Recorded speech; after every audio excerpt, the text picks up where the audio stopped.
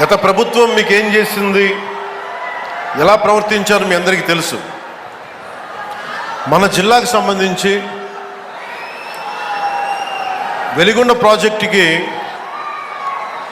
ఒక 4,000 కోట్ల రూపాయలు కావాలి. దాంట్లో మేజరు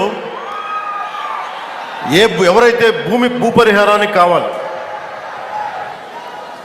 వాళ్ళు అప్పులు తీసుకున్నారు. రాష్ట్రం మీద లక్షల కోట్ల అప్పులు తీసుకున్నారు. కానీ మనకు ఒక వెలిగొండ ప్రాజెక్ట్ తేలేకపోయారు. అలాగే గత ప్రభుత్వం జలజీవన్ మిషన్ అనేది దాహం తీర్చేది.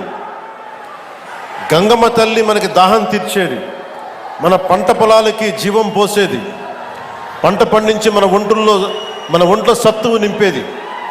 అలాంటి గంగా సమానమైన నదీ జలాలు ఉండాలి. జలజీవన్ మనకి జలజయం అనేది ప్రధానమంత్రి గారు చాలా గుండెల్లోకి ఎత్తుకొని భుజాల మీదకి ఎత్తుకున్న ఈ స్కీమ్ ఇది. అలాంటి స్కీమ్కి ఈ రోజున మాట్లాడితే గత పాలకులు మళ్ళీ రౌడిజం చేయడానికో గుండాగర్దీ చేయడానికో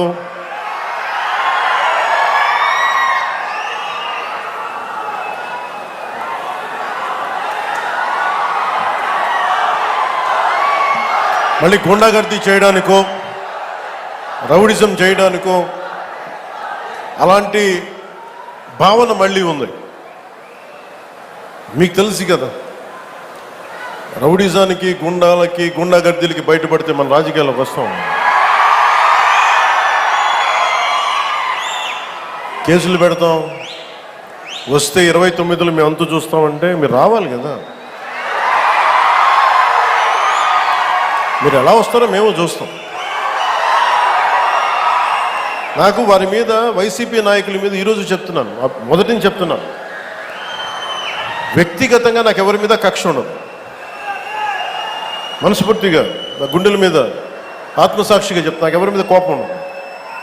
కానీ మీరు సగటు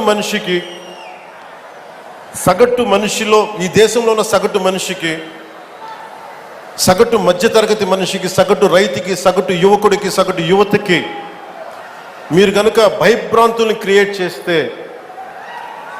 దాన్ని ఎదుర్కొనే కదా ఇక్కడ దాకా వచ్చాం. మీకు 151 సీట్లు వచ్చినప్పుడు కదా, నేను 2 చోట్ల ఓడిపోయినప్పుడు కదా మేము ఎదుర్కొని బలంగా నిలబడింది.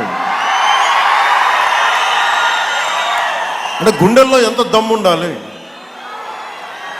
రక్తంలో ఎంత వేడి ఉండాలి మీలాంటి వాళ్ళు తట్టుకోవాలంటే. నాకు తెలిసిన సినిమాల నుంచి వచ్చినవాడిని, సినిమాలో డైలాగులు చెప్పను నేను. కుత్తుకలు కోసేస్తాం, మిడకాయలు కోసేస్తాం అంటే కోయడానికి మేమేమన్నా చొక్కా ఇప్పి చూపిస్తామా?